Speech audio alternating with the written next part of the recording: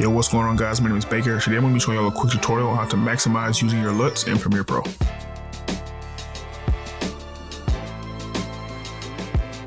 So before we get started, if you guys want to save time in your edits, I run a website at PRESFX.com. I have easy to use preset packs that you can easily drag and drop that will help you save time and elevate your editing skills. If you guys are interested, the link will be in the description below. Alright, what's going on, guys? Today I'm going to be showing you a quick tutorial on how to use your Luts the best as you can use them. So first thing we're going to do, we got our clip right here. It's going to be a music video I shot not too long ago.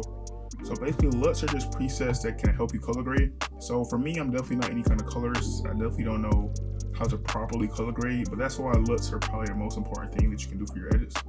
So like I said, first thing we got this clip right here, and we're going to come over here to our Lumetri scopes, and then we're going to come over here to Lumetri color. And before you use the LUT, before you just throw it on there, you're going to want to touch up your footage just a little bit, just to make the LUT pop and be used to the best of its ability.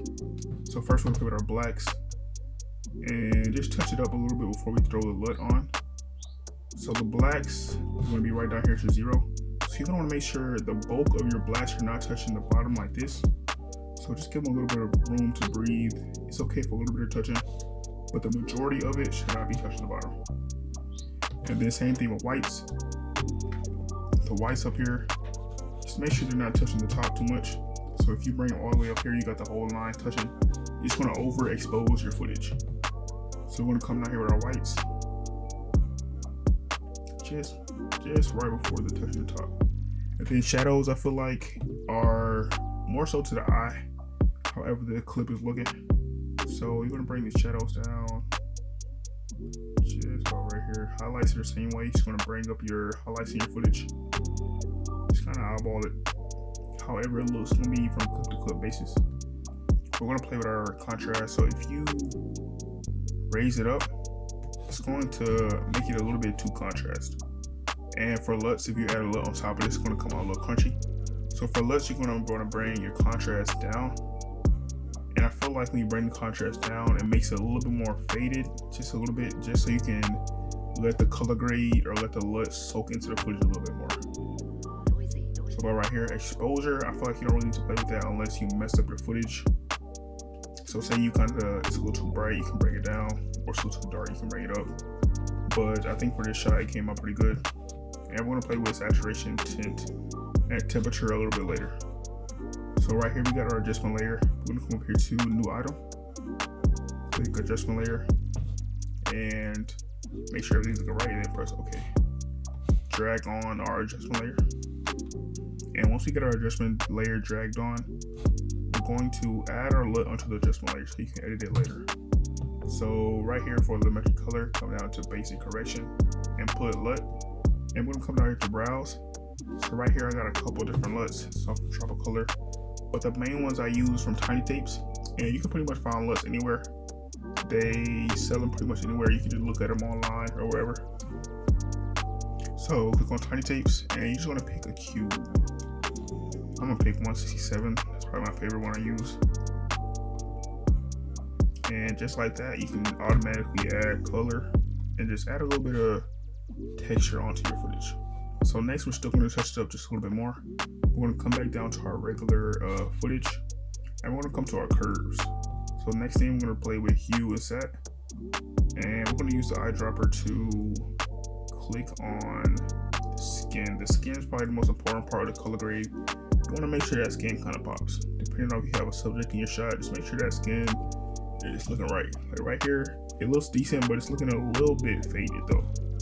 So hue sat, you basically play with the saturation of a certain tone. So instead of just coming over here and turn up the whole thing saturated, which don't look too bad, we're going to isolate it and just saturate that skin tone color. So you can bring it down, make it black and white, bring it up a little bit just to add some contrast to that skin. So next thing, we're gonna do the same thing with the sky. Just bring that sky up a little bit, as much as we can. Let's see. Bring that skin to as much as we can, and then you can come down here to hue. say you want to add like some creative look to it or something like that, you can change the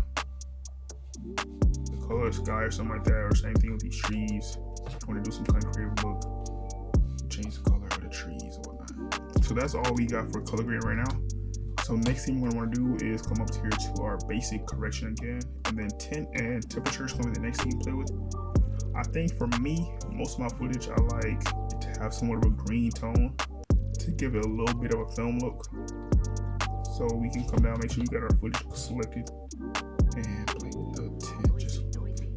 So if we go all the way over here, of course it'll be green, all the way over here it's going to be pink, but just a little bit, just to add a little bit of green to it. And then vice versa temperature. If you do cool or warm, for me I like just a smidge of warm. Like the smidges of smidge warm.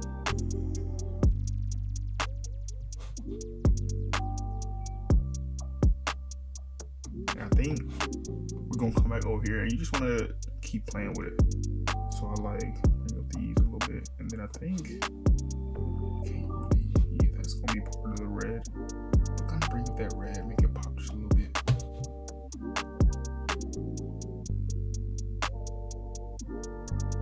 And one more thing you can do, you can also add for some of these shots, it might be too bright or your camera quality is so defined that you want to low-key add another layer of LUT on there. So you can also stack up LUTs. So for me, I'm just gonna add